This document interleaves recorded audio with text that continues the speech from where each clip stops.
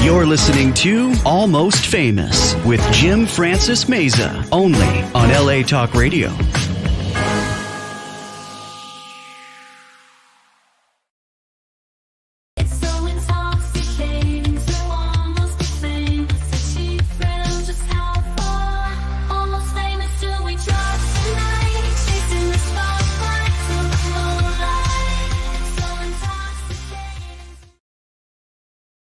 It says name an actor or an actress.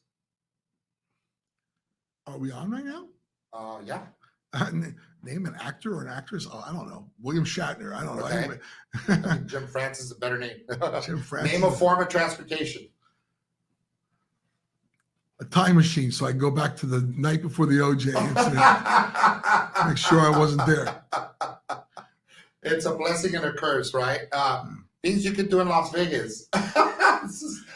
What about things you shouldn't do in Las Vegas? How about that? I think it's fair to say that. We just jump right in this like the show's on? Are we on here? Yeah, we actually are.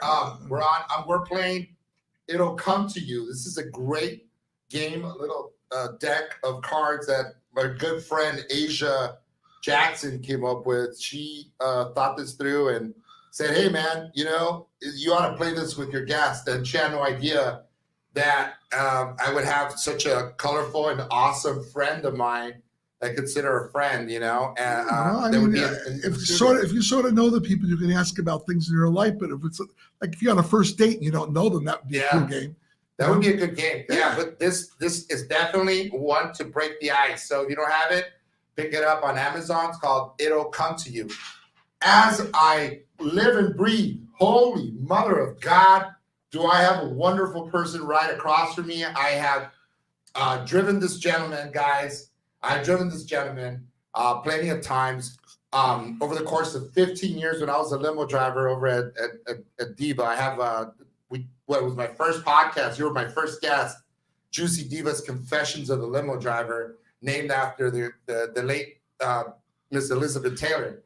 This gentleman here has a book called Busted. I'm referring to a wonderful cat I've known for a long time. Guys, please help me welcome Mr. Thomas J. Riccio. It's actually me clapping, so it's a little pompous, but you know what I mean? I come off as sort of pompous anyway. I say that I have a limo driver, but it was like you drove me.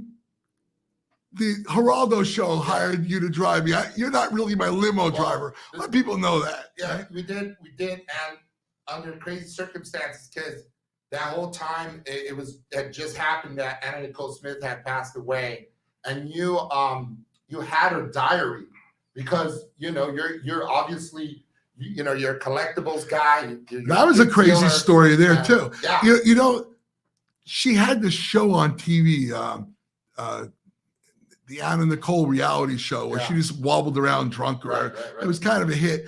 And this guy, they canceled the show after a while. People got tired of her. So this guy who lived next to the house where they taped the show said, a friend of mine in the neighborhood was dumping their garbage and found these diaries and some other stuff. Do you want them? Just like that. And I said, what do you want for them? She said, it's really kind of weird. I mean, she talks some raunchy stuff about, about how she made her boyfriends stick their tongue up her butt if she thought they were cheating and stuff. Yeah. And it was funny, you know what I mean? But I'm like, you know what? Anna Nicole, people are tired of her. I really don't want anything to do that. I'm going to pass for $1,000. So then, like a few months later, her son died. And it was like the Prince of England died. Right. It was all over the news. Anna Nicole's son died. And the poor guy, I'm not putting him down, but like, who was Anna Nicole's son? He had no personality. It was not really, but it was all over the news. Right. Anna Nicole's son dies. And I'm like, hey, I guess she's a big deal. Right. Her son died. Yeah.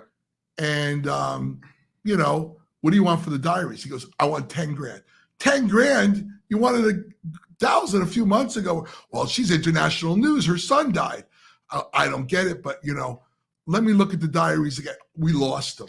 We don't know where they are. Yeah. So then a few months later, she dies. Right. And it's like the Queen of England died. Yes. It was all over it was 24/7 news.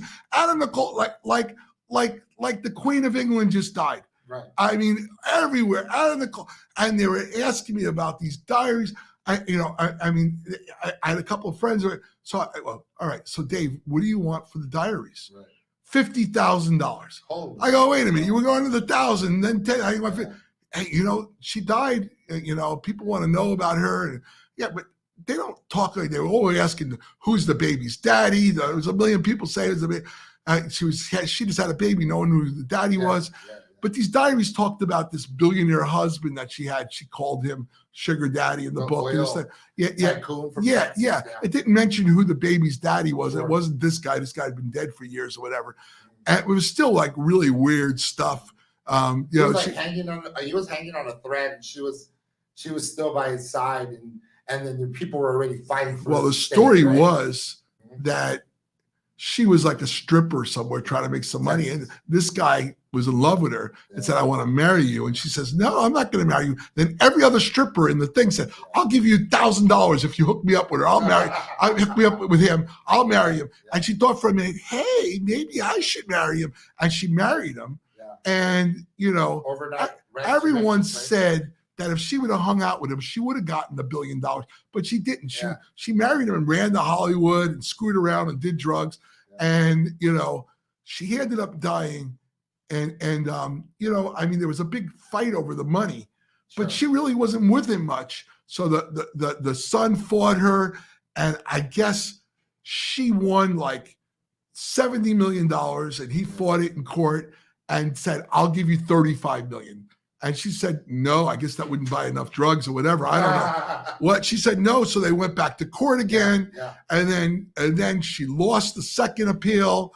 And you know what was funny? The guy who was the son of this billionaire said, "You know what?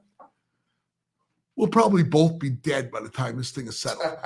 He dies like a month later, and then she dies 6 months after that. What? So he was right. I mean, nobody got the money, and it was like a fucking pipe dream. But I went on every show. And I got sponsors. I had this show called Golden Palace, this sponsor called goldenpalace.com. Would pay me $5,000 a show. You told me that on the way home. And then I had Clips for Sale where you can make a porno movie with your wife and you split it with Clips for Sale, and they couldn't get advertising anywhere. So they said, if you mention Clips for Sale. So I went on this show. And you started saying a bunch of, weren't you talking? Just dropping a bunch of names, right? As you were there? No, what happened was this guy, Harvey Levin, he had this thing called TMZ, and he wanted the diaries. So I said, all right, put a link up there and tell everybody that it's on Clips for Sale. And it busted their internet. And they paid me $10,000 per every international show I went on. I went on Geraldo, I went on Larry King, I went on everything. And they couldn't pay me to be on there, but they mentioned my sponsor, including TMZ, mentioned the sponsor. And it was a big success for them, and I made a lot of money on it. And then one day, some college got shot up. I think it was Virginia Tech, got shot up. I was scheduled to go on 3 shows that day, and they're like, "Oh, we're going to postpone you for a minute." And the story was dead. Anna Nicole was on the news nonstop for, I want to say, 6 weeks until some college got shot. They canceled me, and that was the end of it. But then a couple months later, the OJ thing happened, and they just started calling me again. Which, you know what, guys, and it's fair to note and fair to say that you have also escaped jail. Like, the Chapo wasn't the only guy that escaped when you were a teenager. Why don't you tell that story and how you met your first wife? My only wife. Your only wife. My first wife. Well, I'm still dear friends with her. Okay, she's wonderful, awesome. Wonderful lady. Known her for 40 years. I was a punk kid running around New York with my friends, and we used to do scams on the boardwalk and this and that. And anyway, I was into baseball cards when it wasn't cool in the 80s. Like, some of my friends, like, "You still collect baseball cards, you nerd, blah, blah, blah." But it was how I bought my first car and stuff like that. And there was like one show a year in New York City. And I went with a friend of mine. I won't say who he was, but I went with a friend of mine.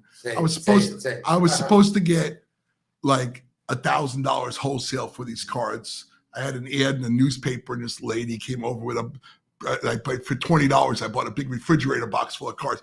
And this guy took all the star cards, the Mickey Mantles, everything else, and he gave me like $500, but I needed the money. And I told my friend I didn't get enough, but it was the end of the show, and this guy sort of like, but I listen, like I told my friend, I bought him cheap too. I don't blame him for wanting to buy him cheap. But if I had gotten there earlier, I would have gotten a lot more. But anyway, he was like, oh man, you got screwed, blah, blah, blah. Anyway, so this guy walks out with his Attache case. Well, I see him. I said, that's the guy I sold the cards from. They're right there in that case. And he sits at the bar and leaves the case there. My friend walks out with the case. Anyway, we're on the way home. It's on CBS News Radio 88. Sneak thieves make off with over $500,000 worth of coins. We're on the way home. We're like, I'm shitting my pants. And my friend's like, whoa, $500,000 in that fucking case for your car. We broke the thing open. It was all this gold, all this shit. My God. So we go around the country. We go out to LA. We buy a van. And we're selling at all the coin shows and all the conventions and everything else. And we buy we rent the house on the beach, and we have friends and everything else. Anyway, long story short, my brother got involved. He found out that I was, and he wanted to sell some of them. So he sells like $15,000 worth. He's some punk kid himself, and he just out of college, and he goes to the bank with the wrapper on it with the account number of the coin shop, and the FBI just did a check. Where did this kid get $15,000? They go to the coin shop, and they said, I want a lawyer, and they told him what he bought, and they traced the coins back that they were stolen at the show. And long story short, my oldest brother and my father and everything, like, listen, you were the one that was there, blah, blah, blah. So I ended up pleading guilty. So I ended up going to jail. And I was supposed to get, it was the first time me being in trouble. I was supposed to get Youthful Offender Act with the federal prison, since we sold them across state lines all over the country. But when I went to my hearing for that, they were like, where are the rest of the coins? I go, I don't have any more. They go, well, you got caught, selling them at a show after you told the judge you didn't have any more. We don't believe you. So they said, continue the expiration. And I remember I played poker that day, and I won a bunch of postage stamps. And I was so pissed that I wasn't getting out of prison. Right. It was a foggy day. It was like a few days after Christmas. And it was warm. It was like 60 degrees. And it was like the snow on the ground was melting and everything. It was really foggy. And I went like I was going to work. But when the door shut, I climbed up this chain link fence that was on this garage door, like opening for the building. And I got up on the building, and I had seen from the other side that there was a fence there, and then there was woods. But I didn't know that when I got up on the building, there was another part of the building that was higher. I had to pull myself up, and it was sloped down 30 feet high. And I'm thinking, shit, this might be a mistake. You know what I mean? But then I'm like, man, I want out of here. So I hung off the thing. And then again, I'm thinking, this is a mistake. I'm pulling myself back up, and I slip, and I fall into an embankment. And one of those trucks go by, the shooter trucks that go around the prison. Just happened to be there. And I'm like, fuck, but it was foggy. He didn't see me. Right. I'm like, man, I stay down in the snow, and I wait like 10 minutes. I see the truck going. So I say, fuck, I have about 10 minutes now. Get away. So as soon as he leaves, I fucking run towards the fence. And I climb up the fence, and there's razor wire like barbed wire on the fence. But I had a coat on. They had this federal like army thing they give you, but on weekends you can wear a sweatsuit. I had a sweatsuit underneath it, but I had gloves too, So I jump over there. My gloves get caught in the barbed wire, and I still have a scar here. It ripped my finger on part of the barbed wire, and there they are in the thing. And I run through the woods. I'm running, and I'm running, and I'm running, and I'm running. And I'm fucking like, what was I, 20 years old back then or something? I ran for like 2 miles. I hear the cars going by, and finally I stop, and I realize I'm running alongside a highway. So I cut through the woods, and there was a road on the other side, and I go down the road into the neighborhood, and I took off all my army stuff. Now I have my sweatsuit on, and I saw a guy like shoveling out his driveway, and I asked where a post office was, because I have like, I don't know, $50 worth of stamps on me. I want to sell at the post office. Right. So the guy's like, he's like, you go down a couple of blocks, you take a left at the tree stump. I don't know what the fuck he's saying, right? Yeah. And I'm like, you know, he's like, I'm like, wait, you turn left, you turn right, you go a mile there. He goes, help me shovel out my driveway. The snow is, he said, I'll give you a ride there. Oh, so I'm like, yeah. He comes out with hot cocoa. I'm shoveling out his driveway real quick, and he takes me to the post office, and I stand in line, and I go. Marshmallows to go with that? Yeah, it was nice. He gave me a ride right to the post office. I never would have been able to find. I probably would have got caught walking there. So I go to the post office, and the guy at the counter, I have like $48 worth of stamps. I say, he goes, we don't take refunds on the stamps. We don't buy them back. And all of a sudden, this voice behind me goes, what happened? Was your Christmas card list bigger in your mind than reality? And I go, yeah, that's it. And he goes, well, what do you want for him? Give me a better deal. I go, I'll give you $40 for him. So he gives me $40. I'm able to get a train out of Danbury prison to Connecticut. I go to New York. I call my buddy up who had my car. I sold him my car. I get a ticket, a plane ticket to LA. Beautiful. Right? As soon as I get there, I'm on Hollywood Boulevard. I'm crossing the street. Copy asked me for. I had fake ID I got in New York with my friend when I met him. Show him your ID. This is my new ID, but check out this ID. It's legendary. Hey, it works sometimes. It's legendary. That's my ID right there. I am McLovin. I like that movie. But I had a fake ID, and the cop gives me a jaywalking ticket for crossing Hollywood Boulevard, but at the wrong spot. I'm like, what the hell? I rip it up, I throw it away. Right, that's what I did too. Anyway, I ended up meeting my girlfriend at a Burger King. I met my girlfriend. I met her. She's a beautiful blonde in the back of a Volkswagen convertible. I saw her out there, and some guys were hitting on her, and I kept telling her, get her number. And I got the number when they asked for the number, and I called her, and she didn't know who I was because the other guys were talking to her, and I called her. I invited. She said I was looking for her. There was a girl named Cyndi Lauper that was popular at the time. Oh, yeah. I go, yeah, I can get you Cyndi Lauper. But I ended up bringing her to a U2 concert, and we hit it off, and we saw each other almost every day. And basically, after about 5-6 months, I was working at Wes's Hall of Fame in Hollywood. And it was a baseball card shop. Yeah. And Wes was a cool guy, and he ended up testifying for me when I got caught. But anyway, what happened was I was trying to get my wife home before 12 o'clock because her father was really strict. And I was passing on the right, passing cars to make a turn, and a cop stops me. And I got to This wasn't the Cinderella story, right? At 12 o'clock. Well, basically, her father was really hard on her. Yeah. So I tried to get her home on time. And the cop, I got a California driver's license from that fake ID. And the cop says I have a warrant for my arrest for jaywalking. It was that jaywalking ticket when I first got to town. I had like $500 in my pocket in those days. I would carry cash and shit. Yeah. I said, I'll be paid it off. It was a $180 warrant. Yeah. They said, you have to go down to the station. Right. So they took me down to the station. They fingerprinted me. They found out I was out on escape. Oh my God. Federal escape. But my girlfriend was like, she was down for waiting for me and everything else. And we went to court, and the judge was like, well, we can sentence him right now. It's a 5-year minimum term for escape. And I had a young attorney say, well, we just want to put an innocent plea. And the judge was pissed off. Like, wait a minute. He's supposed to be in Danbury, Connecticut. He's out here at Terminal Island. How is he not guilty? And my lawyer was like, well, we don't know. He could have been kidnapped by aliens, brought here. And the judge's like, oh, you're going to do that? I'm like, wait, this guy's going to throw the book. But what happened was, like, Wes wrote a letter for me. My girlfriend wrote a letter for me. Everyone wrote a letter.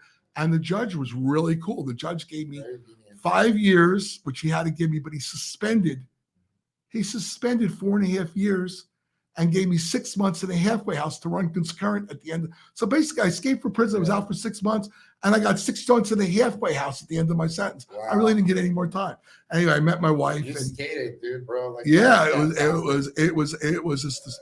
I got out of prison. I had to start. Best case scenario. Yeah, but I couldn't wait to get out of prison. I ended up dealing in baseball cards. Baseball cards were hot, and I ended up doing pretty good. I ended up winning the lottery. This guy's won the lottery. Yeah. Third person I married my wife. We ended up having the Playmate of the Year and the lead singer from the No Doubt band. Yeah. From the New Doubt.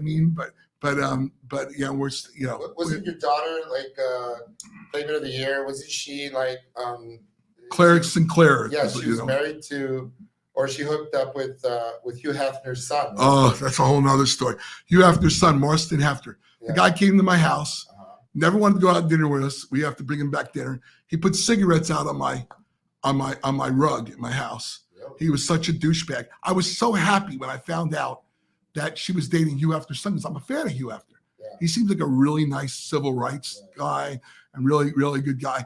But when I met the son had a $5,000 per month debit card that the father would give him. He always lost his allowance. That was his allowance, $5,000. So but he always lost it, and he would always come to me to borrow $100 to take my daughter out to dinner. Ooh. Never paid me back, and he was just a douche. He would go with my daughters and their friends to Kern Valley, these river raft things, and they would go down these rivers like lightning fast, like 5 miles, and then they'd have to walk up the mountain and do it again. And one guy would always have to go up the mountain, get the car, and bring them up, and then they would go down again. They all took turns doing it, even the girls and the guys. He goes, do you know who I am? I'm Hugh Hefner's fucking son. I ain't nobody's bitch. I ain't going up there. And then he would pay somebody $100 to go up the mountain to do it. He was just such a douche. Anyway, long story short, he ended up hitting my daughter, and it was all right though. Oh my God! My daughter got like $300,000 for it, so that's nice. And she got out. She got out. She didn't want to do anything with Hugh Hefner because Hugh Hefner was nice to her, so she settled out of court. But the headlines were everywhere. Hefner beats up Playmate of the Year, and Hugh Hefner was pissed. He has the same. They think I beat up the Playmate of the Year. It's my fucking son beat up Playmate. So I'm like, don't worry, we don't want to go to court. We just went out of the Playboy contract because my daughter got offered her own show in Vegas. And Hugh Hefner wanted her to be the spokesperson of Playboy. Right. Because my daughter was a very outgoing, she liked to talk a lot and everything else. She's a very, very, very outgoing person. And they loved her. You know, Claire, she's a lot like me, but she's beautiful and I'm ugly. She was like the spokesperson. They wanted to keep her, but they wouldn't let her do the show. So she got out of the contract and she ended up headlining a show called Pinup for 5 years. She was only supposed to be 6 months. Right. She did it for 5 years. I remember that. Dude, I thought Dave Navarro had something to do with that or something. I saw something where Dave Navarro was there. I know there was a guy named Frankie Marino that had like a Frank Sinatra type. He was a young guy that sung like Frank Sinatra. And he got clear to show there. He wanted to do a pinup type show. Very cool. This guy was like married and hitting on my daughter and stuff like that. I'm like, don't be. And so you make the money. How do you win the lotto? Did you win the lottery like fair and square? You know what? I'll tell you what happened. Okay, I got out of prison and I sold my baseball card collection to my brother. So my brother goes, hey, why don't you sell them for me at retail, do the shows? Mm-hmm. So I said, all right. And I'm at the shows and I'm doing really good. On the cards, I sold them for like $5,000 were worth like $20,000. Not only that, I was getting retail and I was doing trades. And in those days, they had fax machines. At the end of every show, I had a fax on the list and he'd criticize me. So there was this guy named Billy Ripken. He was Cal Ripken's brother. And they had a card called the Fuckface Ripken card. Somebody, as a joke, put fuckface on his back and there he is posing. And they actually made the card before they blotted it out or whatever. They painted over it. A few of them got out. Little kids would come up to me 10 years old. You got the fuckface Ripken? Anyway, that card was worth like $150 a card. Yeah. So this guy comes up to me. This is the 80s or 1989. Yeah, it's a lot of money. So this guy comes up to me and says, I want your Whitey Ford card. I have some cards for trade. So I see 2 fuckface Ripkins in his collection. I go, I'll take these. Will you do one? I go, no, I got to get 2. These aren't mine. I told him the truth. I got to get 2. I got to make a few bucks if I'm doing a trade. So the guy gives me the 2. And here it was a Whitey Ford card worth about $80. And I ended up selling the 2 fuckface Ripkins for $300. Wow. But my brother sees on the fax that I traded his Whitey Ford for 2 fuckface cards, which he didn't know about. He goes, are you fucking kidding me? You fuckface, you traded Whitey Ford for fuckface, you fuckface. And he started yelling at me. And I go, you know what, Paul? Look down the list. I got $300 for a card you wanted $75, $80 for. And you know what? I'm done with this. Right. And I shipped him back his cards. But now, I had no inventory to sell. Yeah. Right. And this guy just comes out of the blue that day and says, I have a shop at the Beverly Center that sells candy and posters. And everyone asked me for baseball cards. Would you like to be there? I'll give you a space there, a couple of showcases for $500. I go, hell yeah. The problem is I have no cards anymore. I give my brother the cards. And so what happens is this guy who I was right next to all the time, he's about my age, named Robbie. I says, you live in Hollywood. I got a spot at the Beverly Center. I signed a deal with the guy, $500. Because, oh my God, it's a really happening place next to the movie theater. We can make a fortune there. And I go, yeah, but I need your cards. Said, what happened to all your cards? I gave them back to my brother. He goes, well, I don't know. You got to put some cards in too if you want to be partners with me. I said, well, just give me a couple of months. I'll get it. I trust you. Trust me. He goes, I don't know. Meet me at the San Bernardino. We'll talk about it. So I go to the San Bernardino show, and this guy walking around with a shoebox of cards. I noticed he's showing them to people. And he's like, he wants to sell them all. And he has like a Tom Seaver rookie, a Ryan rookie, has some really cool shit in there. And I go, is this all you got? He goes, actually, I'm going to college. I'm leaving on Monday, but I have a storage locker full of shit down the street. Oh, wow. And he was trying to ask for like a couple $1,000s for the box. Yeah. Anyway, I offered him like, oh, there, he has all the hot new stuff. The Jose Canseco's at the time and the Darryl Strawberry, and he has them all in books and sets and everything, all the good shit. And then he has that box, probably worth about $5,000 that he wanted a couple of grand for. And I said, I'll give you $1,500 for everything. He goes, no, because if I can't get $2,000, I'll just keep them. I really don't. I go, okay, I'll give you $2,000. I don't have $2,000.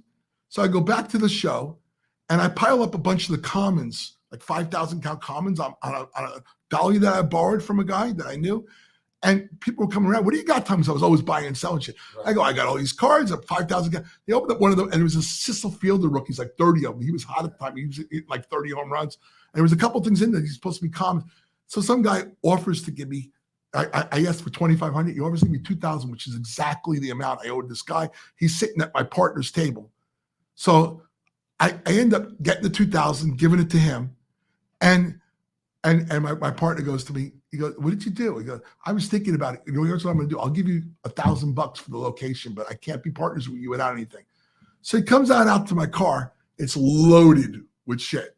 He goes, what did you do? Rob a card shop? I just made this deal. That thing I just paid for, I sold part of it. I probably had $20,000 worth of shit that I got for practically nothing. We just flipping that deal. So we became partners. Problem was, I had a pregnant wife at home, and I was there all the time working I had to drive to Beverly Center. I lived in Lakewood at the time. And this guy was always fucking around at night, too late. The next morning, he didn't want to wake up because he was out screwing around. Whatever he was doing, he would go to Chicago. His father had a baseball card shop there. You go there. So he was supposed to come back from Chicago and work with me, but he didn't work. He didn't work with me. He wanted me to work there and give him half the money. So we were having arguments in the thing, and the guy that owned the place was, he was kind of like into men. And even though I was a lot younger, he was the trendy Robbie with the long hair and dressed like the 1980s video star, where I dressed like Fred Flintstone. They said I dressed with t-shirts and shorts. And so you still wear shorts. Yeah, still wear them. And so the guy goes, Robbie's more the fit for the Beverly Center than you. So he was forcing me to sell out. So I go, Robbie, if you want me to sell out, I want $10,000 cash. There you go. And I want all the cards that are in the case, not just mine, yours too. He goes, oh, that's too much, blah, blah, blah. I go, dude, I probably gave you more than that the last few months of me working. You're going to give me that back. Or we don't have to do that. He goes, I go, yeah, you do. The phone's in my name. I'll go to court. You can't just evict me like that because he's in love with you or some shit, because you're hotter than me. You can't. It was my place. I found this place. So finally he ended up settling with me. And my wife was crying. My wife was a really nice lady. I got to meet her. But she was like yelling at him. You robbed my husband out of the shop. This was his shop. And you didn't even work here. And blah. I said, calm down. I got a deal. The owner wants him to have it. I'll be all right. So I picked up his stuff. And on the way home, I bought a bunch of scratchers. And my wife's like, are you crazy? We got a baby coming. You got to work. I said, I'm going to do a show tomorrow, but I just feel like God ain't gonna forsake me. Sure, yeah. I think God's gonna reward me. That gut feeling. So I lost like $50 in scratchers, and she thought I'm nuts. So the next morning, I waked up to do the show, and I had his cards and my cards and shit. I stop at 7-Eleven. I buy a quick pick, 5 quick picks, and some hot cocoa. You know, I like my hot cocoa. Sure, and I go to the show. I had the best show ever. This one guy sold me a stack of 100 Ken Griffey Jr. rookies for like $5 a piece. I paid $500. I made like 4,000 or 5,000. I come home and my pockets were just loaded with money. I made like around over 10,000, which was good money for me in those days. Loaded, and I throw all my money on the thing, and there's a lottery ticket. Never in my life, in those days, they used to have these like 1-900 numbers. It cost 50 cents to call. Okay. I call this 1-900 number to see about the lottery. So I'm just having such a good day. Call collect? No, it cost 50 cents to check it out. 50 cents, the 1-900, you call. So I write the numbers down, and I'm looking. The first number is the bonus number, which means nothing unless you get the other 5. Right. So the next number, whatever it was, like 7. Wow. I got it. Next number was like a 14, got that. The next number was like a 19, whatever it was, I got that. But now I only won $3 for $5. I got 3 numbers plus the bonus. The next number I get 2. It's 4th number, so I'm not going to win like $100. But if I get the 5th number, I figure I win some big bucks. So it was like the 5th number was 47. I squeeze it, and I see a 4, and I said, baby, come over here. If this is a 7, we won big. Yeah. So I squeeze it. And she goes, oh, you're kidding me. You're a kid. I go, is it a 7? She says, yeah, you're kidding me. I said, I called up the number again. Yeah. So I'm, the person at the 7-Eleven tells me, that's a nice hit. It's probably like $100,000. I'm calling my mom. It went like $100,000. Right. It's good money. I can put a down payment on my house. My wife's pregnant and everything else. So I can't sleep. 6 o'clock in the morning is when they give the results. I go to the 7-Eleven, and the manager's over there. And, is this in Lakewood? It's in Lakewood. Okay. Yeah. So it's in Lakewood, border of Norwalk. Yeah. So I go in there 6 o'clock in the freaking morning. They print out a printout of what I want. So don't tell me. I want to go in with my wife, figure out what I want. Says I'll be here. It'll be around I'm here. It'll be about $100,000. So I used to like to sweat things. I put my my card over it, and I'm sweating it, and the numbers are 7. 7-5. And I'm thinking, all right, 75,000. 75,000, that's good. Still good. I'm happy as shit. So cool, $75,000. So the guy's in the window, the manager, he's putting his thumbs up like this, and he comes in, he's high-fiving me. That's a nice hit. Yeah, I go, yeah, 75,000. He goes, son, you didn't win 75,000. You won 755,000. And I'm looking at the numbers, dude? And I'm going 75, 755. This is back in the 80s. And I'm like, 89, 1989, July of 89.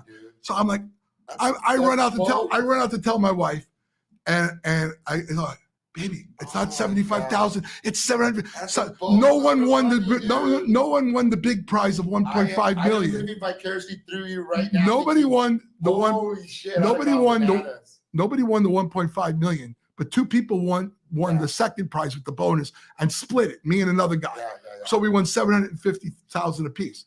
So the guy goes, well, in Whittier is the lottery place. You can go there before 5 o'clock, whatever you want to do.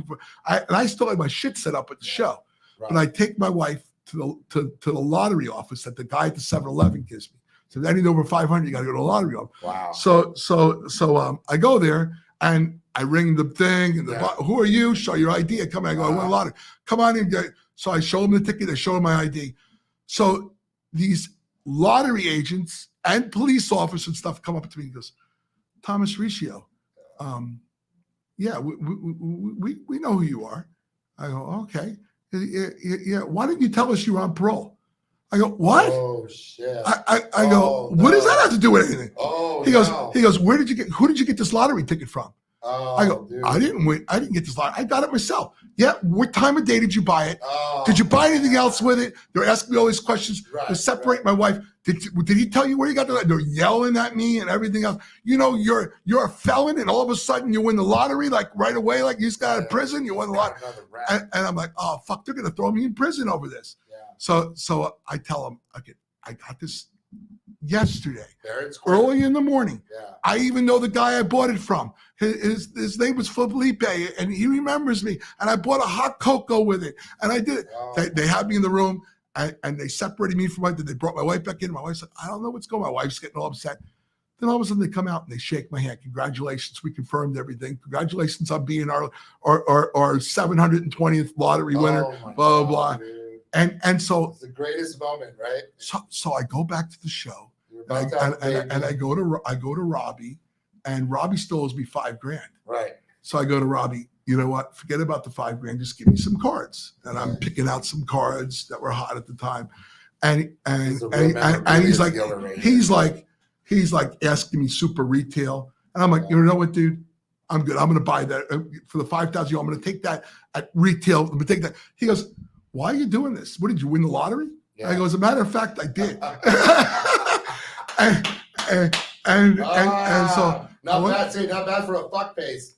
yeah. So I go to the bank. Okay. I go to the bank when I get my check. I get it a couple of weeks later. I didn't get it right away. They sent it to my check. Right. So I go to the bank. It's Bank of America, and they had this thing called an alpha account. Okay. Where you can borrow up to $200 on an alpha account, which it's the first ever debit cards that came out right at that time, and you can go overdraw $200. So at the time, every month I paid my rent. I probably had $7 in the bank, right? Right. At that time, for a couple of months, I left the $7 because I hardly had any money. I was buying baseball cards, flipping my money, whatever I was doing, right? So what I don't know is the $7 I had in the account it went towards a fee of $10. Okay. Some bank fee with the alpha account. It's like $10 a month or whatever. So now I'm in debt for $3 to the bank. Oh shit. Right? Yeah. And it was a few months. So after 2 or 3 months, I'm not paying the $3.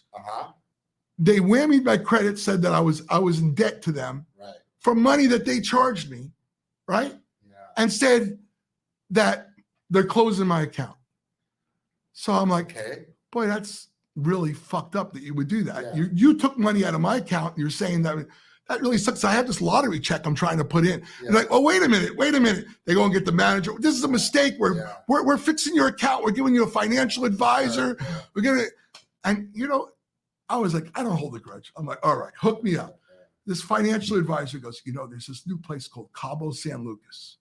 It's in Mexico. It's all foreigners. I go, like, what, Mexicans? No, it's foreigners. They're buying shit. All American. They're buying shit over there. It's going to be a really hot place.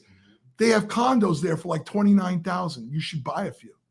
So I go down to Cabo San Lucas, and I have a new baby and everything. And my wife didn't like it. She thought the sun was too short in the sky. It was on top of her, whatever. Yeah. But it was really nice. And Van Halen's building a condo, a club next to these condos. There's the Cabo Wabo. Yes, the Cabo Wabo. Yeah. And there's a so there's like cinder blocks. And there's like one unit that's built. Okay. They're like, how many you want? Yeah. The upstairs ones are $34,000. The downstairs are $29,000. The ones with the view are $34,000. I'm like, fuck. $29,000, and you get the furniture too and everything, and the maid and the gardener. Well, they rent them out for you, and the thing is, the rent was going up because a lot of people were coming from all over the world because they were really building that place up. So I buy the condo, and I'm like, you want to buy like 10 of them? Because that sounds cheap. Because no. So what happens is a few months later, the lady that sold it says, you want to sell your condo? And I go, I don't know. It's ready to open. Like, says, well, we'll give you $75,000 for it, which is more than double what I paid for it. I go, yeah, we'll bring it in a bag to the airport. You don't even have to just sign some papers and it's done. Yeah. So I'm like, my wife's like, you know what? I don't like going down there anyway. Just sell it. And I wanted to buy more, but she wanted to. So I sell it. I get my like 2 years later, it's worth $650,000. Oh my God. But I did really good in the baseball card business till it crashed. Yeah. Then I got in trouble buying another stolen collection. And then I ended up losing everything. And my wife left me. Right. And I went back I bought a collection that was stolen. This time I didn't know it was stolen. But because I had a record, I was the one guy they put in prison. Yeah. And I lost everything. And but I came back out, and now I'm doing better than ever again. I'm good. Because, you have lots of memorabilia, and, your house is like a fucking museum, dude. It's fantastic. I love what I do. I feel really blessed. People come to my house Yeah. and they buy $20,000-$30,000 worth of stuff off my Yeah. wall, and then You they come back. They come back a few months later. I have all new stuff. Right. I mean, I have like trailers full of framed stuff, but what people don't know is like one book can make up a whole room of framed stuff. For And I have a lot. So I get excited when I find pieces. Like when I find one of, like I had Elvis Presley's contract to buy Graceland. Right. Yeah. I had Thomas Edison's patent for the light bulb. My company. What about something with the Beatles? What you have the last time I was there? Oh, I have the Beatles call sheet. The call sheet for a CBS show called The Ed Sullivan Show that they were on. 1965. Signed by the Beatles and Ed Sullivan and their girlfriends and everything. And it's the call sheet from the thing. It showed like everybody, what time they were coming on and stuff. And that's a cool piece. And I have Jim Morrison's. Shut up. And the Doors? Jim Morrison's bail bond from when he went on stage and whipped out his cock in front of everybody. They charged him with indecent exposure. So this is the 60s, dude. He pays $5,000 to bail out. He doesn't show up for court. They find him guilty. They say you got to spend a year in jail. He goes to Florida, not Florida. He goes to France. He goes to France, and he gets stressed out, and he overdoses of drugs and everything. And I have that actual bail bond with his mug shot and everything. Hey, let's talk about the obvious, the horror. Let's definitely address the elephant in the room. We're talking about busted. You calling me an elephant? I know I'm a little overweight, but come on. Listen. You're a rhino. Are you the elephant? Me and you are the only ones in the room. So, let's talk. What are you trying to say? Let's talk about the juxtaposition picture here with Mr. O.J. Simpson, the Jews. I thought you were talking about this Kirtland water. It's not water, by the way. I mean, got Costco water. Kirkland. What is Kirkland? Everything's Kirkland. That's Costco. Yeah, Costco. They own the. What the hell? What do they have? A factory that just makes everything under the sun. Everything. Socks, panties, fucking, thongs. Water, food. Kirtland bread. I mean, what the hell? They have Kirtland cows. Kirkland owns the whole Kirkland. I don't know, man. Sounds fishy. Yeah, I know. Right? Sounds like a monopoly. We gotta get to the bottom of that. So, let's not avoid the topic. Let's talk about. I want to talk a little more about. Everyone knows about the heist that happened in Vegas and how they said the way they have it. It's like the mastermind Thomas Riccio set the whole thing up and then bugged the room to try to make money out of it.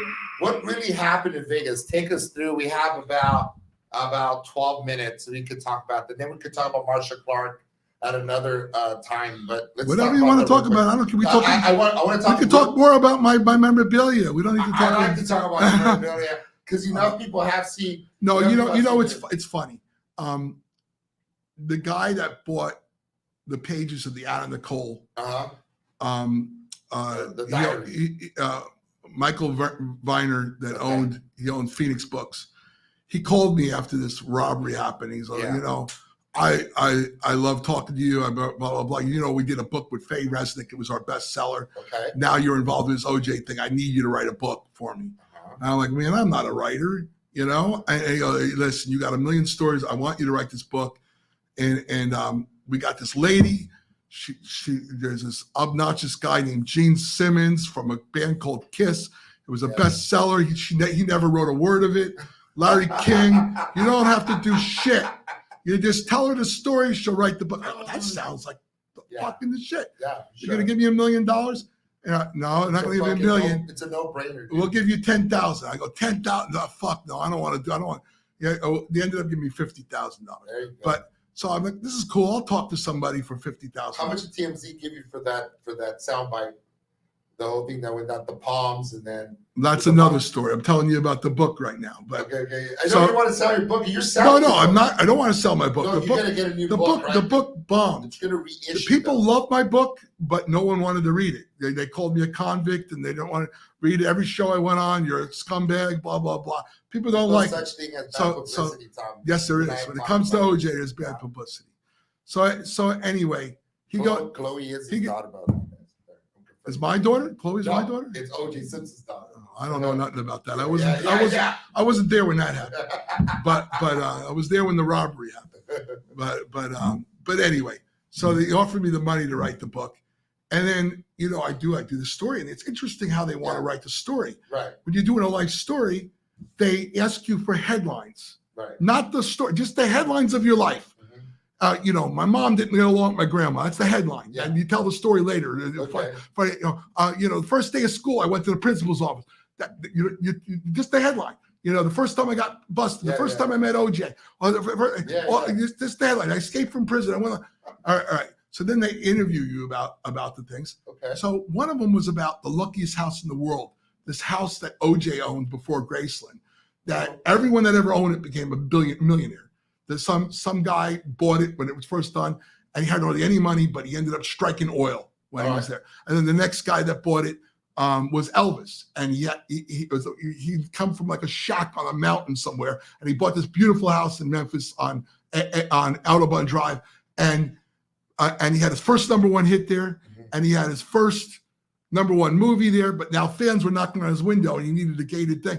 So he became a millionaire while he lived there. It was lucky. So then he sells it to the real estate agent for Graceland. He trades it and gets one.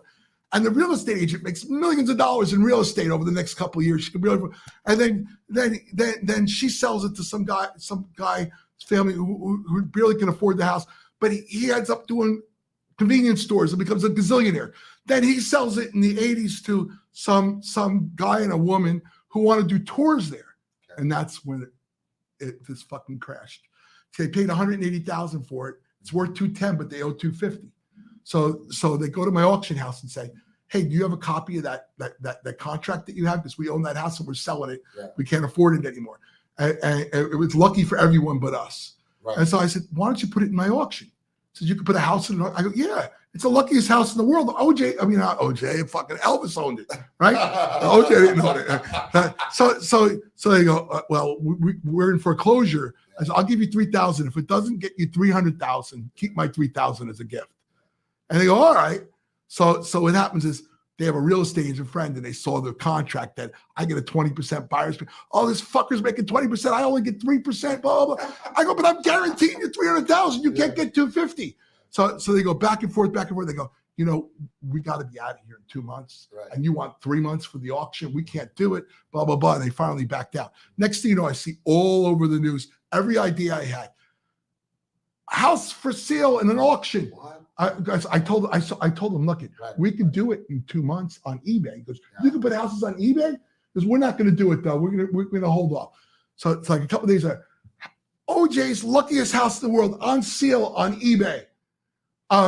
Starting bid, $200,000. OJ again, Elvis, right? Elvis. I don't know why I keep saying. All right, I'm losing my mind. This is fucking hot, yeah. Bro. So Elvis is lucky house in the world on sale on eBay. They stole my idea. Yeah. I did. Guys. So long story short, they ended up selling it for $900 and something thousand, but they reneged on it because one of the bids came too late. There was a bid of $1,101 or something by a guy named Uri Geller from England, some magician or something. So they ended up giving the guy, they reneged on that deal, gave that guy $10,000 that won it, and ended up taking the 1 point. Long story short, they became a millionaire too. I called the guy up. The guy said, I says, you know what? You can at least thank. He goes, thanks, Tom. I appreciate it. I wanted to work with you, but it wasn't me, blah, blah, blah. But the thing is, I wrote the story. Yeah. I told them the story about that.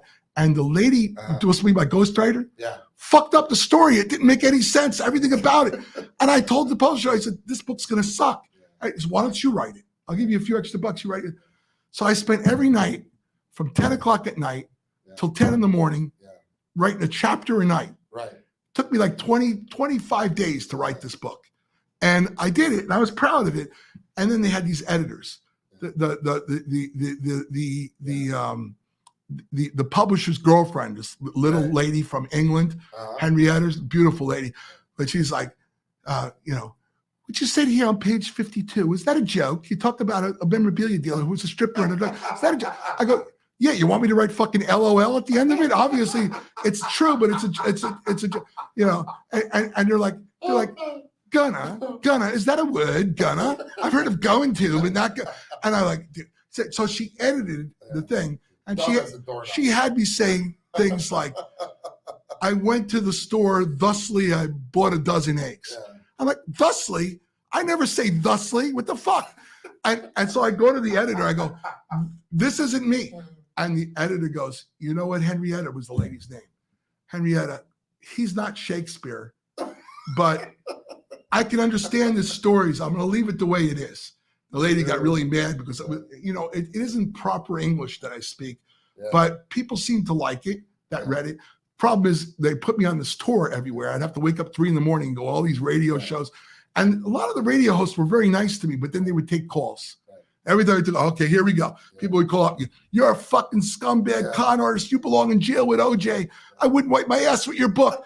I'm like, okay, next caller. Thank you. Why did you steal OJ's stuff? Actually, I didn't steal OJ's stuff. No one's accused me of stealing. Why should we believe you, you con artist scumbag? Okay, thank you very much. And you're never going to change nobody's minds with the facts. The facts are you didn't steal anything, and you tried about OJ.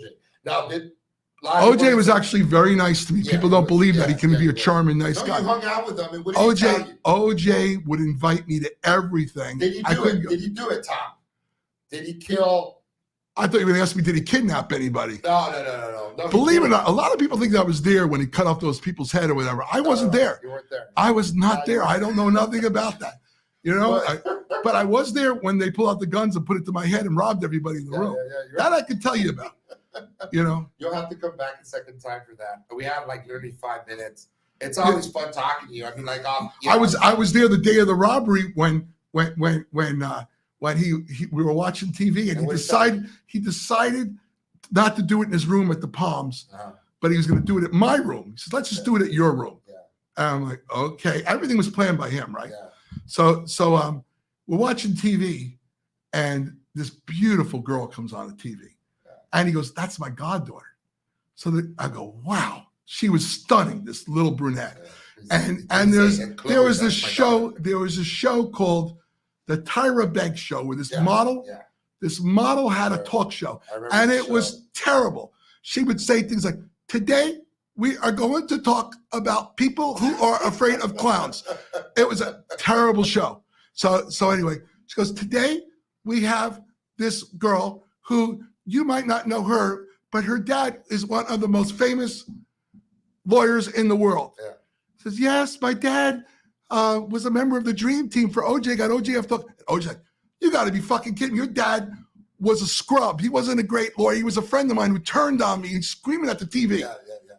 So he goes, "Well, for everyone that's not at home, your dad was Robert Kardashian and got OJ off the hook, and OJ screaming at the TV. That's bullshit, blah, blah, blah." And I'm like, whoa, I'm going to watch this. So he says, "Well, we got some breaking news. Yes, we have a new show coming out called Keep It Up with the Kardashians. It's about my life and the life of our family. It's going to follow us around. It's called Keep It Up with the..." And OJ goes, "Keep It Up with the Kardashians? That shit ain't going to last 2 weeks." First time I ever heard of Keeping Up with the Kardashians. But that was the day of the robbery. That was the day of the robbery in his room. I don't know. That's the first time I ever heard. Do you think I did it? What did he tell you? What did OJ tell you? Well, at a show, he was always very nice to me. Listen to this, guy. For every reason, he liked me. I don't know. And he was always inviting me to things. He was always saying, he was very nice to me. My daughter worked for the Long Beach Press Telegram, gave her an exclusive interview. She was a teenage reporter. He was very, very nice to me. So a lot of people wanted to know, hey, tell me something terrible about OJ. I couldn't say it. He was just extremely. So he's signing things for free after a show for me. His agent's mad. He says, "Tom, buy me a case of beer. Let's watch the USC game." And he's telling me jokes. And in the middle of this, telling me dirty jokes, really funny and everything else. Listen to this. In the middle of this, what did he say? He goes, "So Tom, you think I did it?" Like, we're not even talking about that. And I'm like, what? And he goes, "You think I did it?" I go, I'm caught off guard. And I'm like, "Well, OJ, you were found innocent." He goes, "That's right. That's right." And then he goes, "You hear the one about the rabbi?" And he goes right back to telling jokes or whatever. And that was it. That's the only time we ever really talked about the murder. Guys, that is almost my show. What do you think about Trump or Kamala Harris? when I was younger, I was a Democrat. Mm-hmm. When I got older, especially after getting my bills from taxes I love California, but all the taxes there, I became more of a Republican. But from everything I see, like Trump, and I'm not going to say he's a brilliant guy. He's filed bankruptcy many times, but he figured it out. Let somebody else foot the bill in case he goes bankrupt. But a lot of his policies are so much better than with the Democrats. Yeah. I like why you had the balls to go to China and say, hey, if you're importing shit, I'm for every dollar, it's going to cost you $1 in tax. Yeah. No other president ever did. There's a lot of things I like about Trump. He went over there and he stole the jobs back by giving free, like no taxes to the corporate. The headline was, Trump gives corporations no taxes. But what he did was he got 20,000 jobs back. So a lot of the things about Trump, but he's a dick. But you like Trump, Kamala, don't you? Kamala, I like as a person better than Trump. But the few times she was stupid enough to give an interview, her answers are like, oh, it makes you cringe. She doesn't seem bright enough to be just like when Biden was losing it the last couple of years.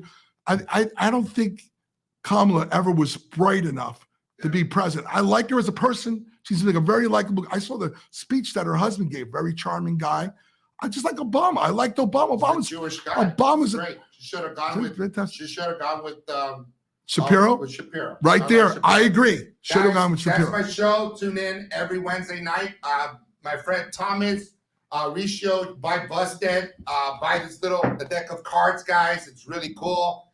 And you know, Tom, we're gonna have to have you come back for part 2. Also, his house, believe it or not, is where they caught the Night Stalker. Right in front of his house, Richard Ramirez. I wasn't there at the time, so I can't really give you play-by-play on that. Next week, I'm going to have Detective Gil Carrillo. You know, I got letters from jail from the Night Stalker, and he wrote, "This is not the Night Stalker." Guys, thank you.